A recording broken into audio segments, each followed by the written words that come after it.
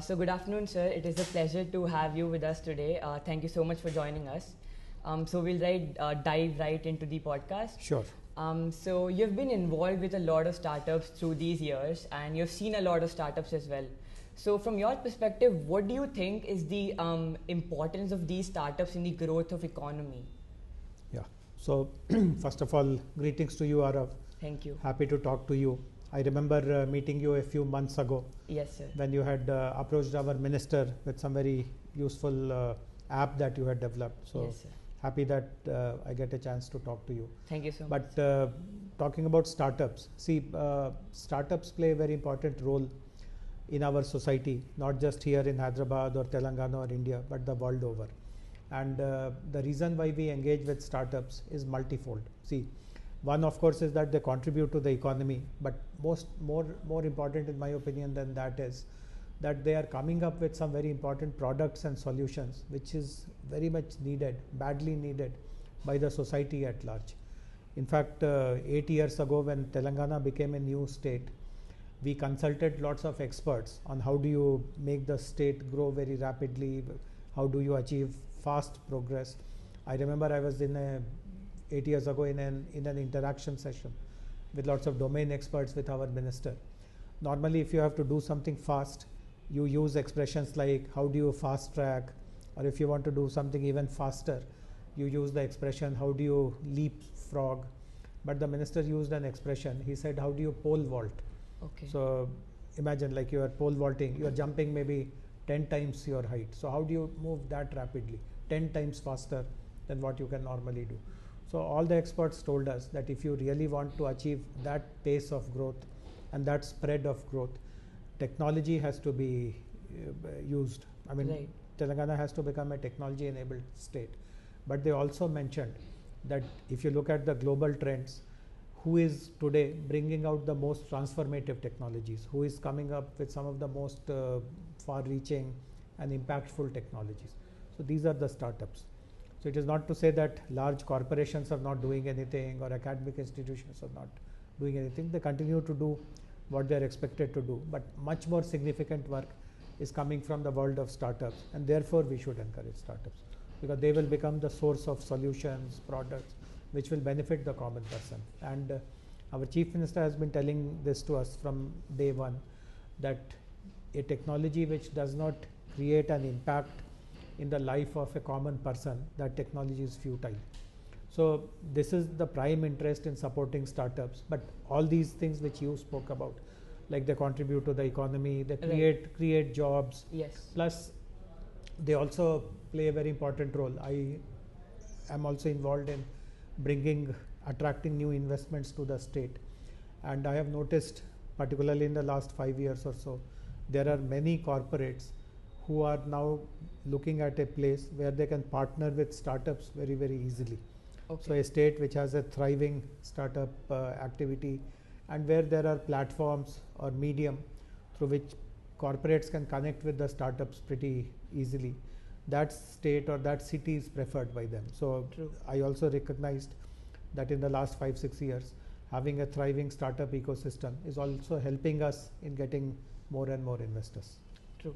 Yes, sir, that's very true. And another thing is that the government has a lot of resources. Most governments have a lot of resources to actually, upthrust the innovation and development of a place by encouraging these startups and initiatives. But not all governments actually get out there and do it. It is very clear that Telangana government has been very executional in gathering all the resources and, putting them into startups and corporates and all of these to connect them and to upthrust them. So what exactly was the reason and ideology behind moving into the whole innovation and development ecosystem and actually getting out there and doing the real innovation work? No, so you are very, very right, Aarav. I'm glad that you also recognize this, because in the public domain, this is a very strong reputation that Telangana has built, that whatever we promise, whatever we speak about, it is instantly followed by strong or very good quality delivery on the ground. So there's no gap between what you talk and what you deliver, etc. Execution and promises go kind of simultaneously. So like it happens in any other field, we are very particular that it should happen in the world of innovation and entrepreneurship also. But one even more fundamental thing to share with you is that when we decided, I told you about that brainstorming session which we had with the experts, in which we were told that you should rely on technology, and yes. lots of technology breakthroughs are coming from the world of startups. Yes. So post that brainstorming, we sat with some startup founders. This is in 2014. So obviously there weren't too many startups in Hyderabad at that time. There were just about a handful of startups, but whoever was available, we sat with them to understand what exactly are their pain points, what are their challenges. And it was a fairly longish session. I remember spending a couple of hours or even more with them. And after that session ended, our minister again gave a very, very practical suggestion and a very important suggestion. What he told was that we had decided by then that we'll bring out a startup policy just to show to the world that the state has interest in startups. I mean, someone has to announce it in some way. So we thought that bringing out a policy which can be disseminated widely will tell to the whole world that Telangana is a state which welcomes startups. So we had by then decided that we will draft a policy. But as I said, the minister gave a very valuable advice. See, typically, if you look at our country, 28 states plus national government, different ministries there, many policies are brought out. Every state brings dozens of policies. National government ministries have their own policies. But if you typically look at any policy book, first of all, it is very aspirational. I mean, what we call as motherhood statements, that I'll deliver the moon to you, I will do this. I mean, it's all very, and it's all full of jargon, verbosity. It's printed on glossy papers. It looks nice. It reads well, good English. But nothing is implementable because it's all full of broad, sweeping, general kind of statements. So minister told us to avoid that. He told us that the policy that you are going to write, ensure that all these problems which they brought to our notice, there is a solution to each of these problems. So if you read our policy, the startup policy, it is there on our website. It is a smallish document. It's unlike other documents which are in hundreds of pages and all. Ours is hardly, I would imagine, 13 or 14 pages. But every sentence of that document leads to some action. Every sentence is reflecting some problem which they pose to us and how we intend to find solutions to that. And because we made the policy so implementable, so action oriented, it became easy for us to keep track of what action we need to take, and obviously action followed one after the other. But one other good point that you mentioned, which I would like to kind of reiterate, is, see, there are two other important things on why policies are not implemented on the ground. One, of course, is that they are not written or designed in a way that encourages implementation. But another very important gap is that who takes responsibility for that policy. So for example, I wrote that policy, I don't deny, but if you ask me that you have to take complete 100% responsibility of that policy, while I'm interested in startups, I'm interested in innovation, personally I'm very kind of passionate about this subject, but still there are 20 other things which are also occupying my attention. So obviously I'll not be able to do complete justice to it. So in Telangana, what we do is that we create institutions and recruit talented people to run those institutions whose whole responsibility is to implement this policy. So today everyone talks about T-Hub. T-Hub has become the talk of the town across the world. But if you go to, so first of all, T-Hub itself is a very bold kind of a decision of the government. And again, as I said, the decision to construct T-Hub, I mean, this is the new one. There has been a T-Hub for the last 7 years already. But the new one which has come up and the one which was already there in the past 7 years, the reason why we invested so much of resources, money, time, effort is because this was one of the biggest pain points which startups had told us in 2014. See, since you live in Hyderabad, you are familiar about Hyderabad. See, the most happening area from a technology point of view, from a knowledge creation point of view, is the Cyberabad area. Yes. Where all the IT companies, where all these ISBs, triple ITs, all of them are located. But as you would understand, this happens in every city. The most happening place also gets very high rentals. I mean, the rental rates go up. Yes. The property prices, rentals go up. And obviously it becomes challenging for a startup. I'm just starting, I don't have too much of budget, I can't spend 60 rupees per square feet, 70 rupees per square feet renting space there. So because I can't afford space there, I'm pushed to, let us say, Begumpet or an Ameerpet or a Sikandrabad. So I want to be in Cyberabad, but I can't afford, and therefore I'm in Ameerpet or somewhere else. So because they mentioned that this is one pain point, we decided that we will create that facility. So T-Hub 1 was created, which at that time itself was a very large facility. That was the largest tech incubator in the country at that time. But even that got filled up very fast. We recognized that there is a huge appetite for people to get into a good quality incubation space, and it is not just a real estate kind of a space. Lots of services are also delivered to startups who operate out of there. And then we decided that we'll do something bigger, and the new T-Hub building, which I'm sure you would have been there and seen that it is 5 times bigger than the earlier one. So we are putting resources because the policy gives us that direction that we should do so. We have recruited people. So T-Hub has its own CEO. He has his own staff. They are all recruited from the open market. So it is his responsibility that all the incubation related, acceleration related points that we have mentioned in the policy, he has to implement. We have a similar institution called V-Hub, which is for women entrepreneurs. So whatever we have spoken about encouraging women, being inclusive, she has to do. The V-Hub CEO has to do. We have also mentioned in the policy that we will not confine it only to Hyderabad or big cities. We'll promote innovation in the rural areas also. So we have a state innovation cell which does that in the rural areas. We have promised that we will encourage innovation in students. So there's an organization called TASK which does that. So everything which has been announced or promised in the policy, we have created institutions to implement, and that is their full-time 24/7 responsibility. And that is one of the reasons why we are able to show tremendous implementation in everything that we have decided to do. That is very true. And so another thing that I really like is that in one of your talks, you had mentioned that so entrepreneurs even now are still sometimes considered not a part of the common group or not in the right track. And people say that you're not doing the right thing and go and probably do a job. You might be better off there. And this actually leads them to develop a self-doubt in them and not be completely confident about that path. True. But when they see hundreds, if not thousands of people around them in one place with the exact same mindset and ideology, working on revolutionary ideas and SUNY-cons, it kind of gives them a feeling of satisfaction that they are on the right path. And leading to that, another thing that I wanted to ask you is that so a lot of people call Telangana a startup, the government and the people itself.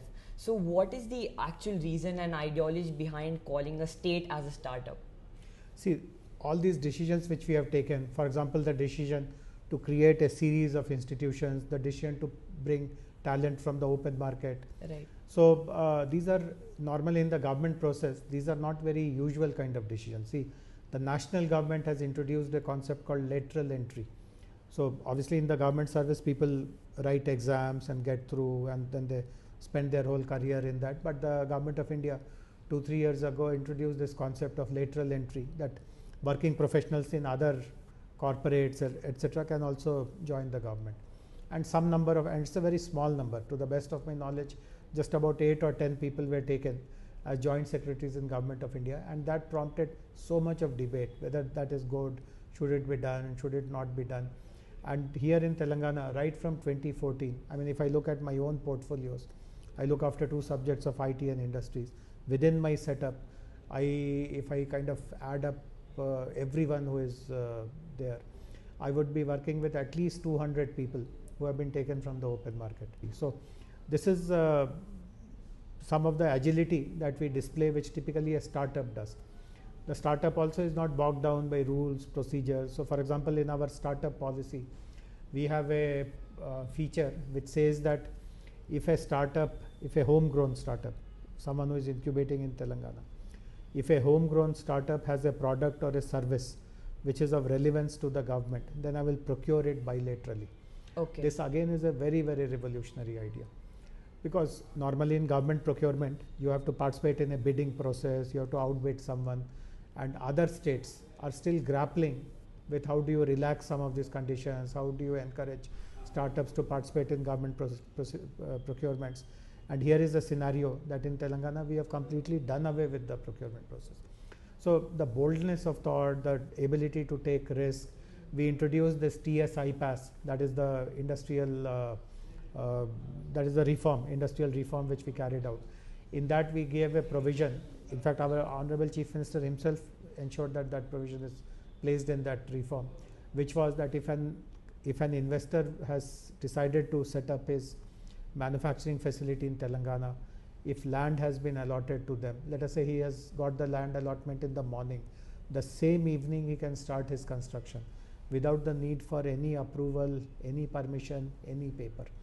So these are unheard kind of approaches or decisions which we have taken in Telangana, but they have been taken with a good intention, that it advances us, it helps our stakeholders manage their life better without any hassle. So basically the bent of mind is like that of a startup, that I do bold things, I do things which are very useful, and I don't bother too much about laws, procedures, legacy. It doesn't mean that I'm violating laws and kind of doing something irregular. I'm doing everything with a vision, with a thought, and I'm not bothered that this paper is not yet signed, that law is not yet approved, and so on and so forth.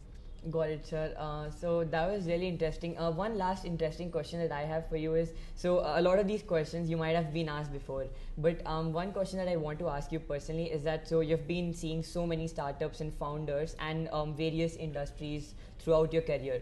So if you, in a parallel universe, if you were to be an entrepreneur, what kind of industry or sector would you actually choose, and why would you choose that?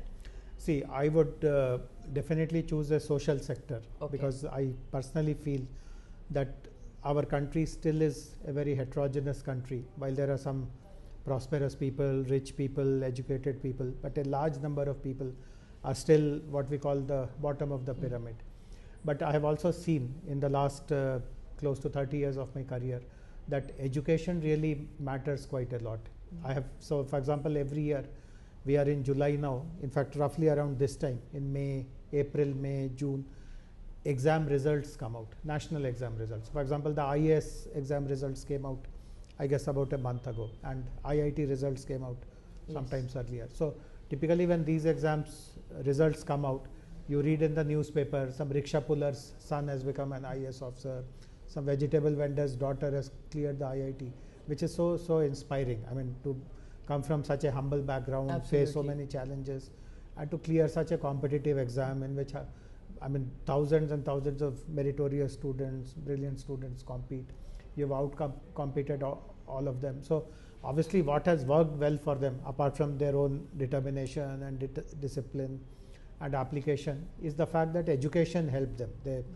Their parents, despite their hardships, were able to get their children educated. So this is one area where I feel that our country can make a quantum jump if good quality education is given to everyone, whether he is in a rural area or urban area, or even in an urban area.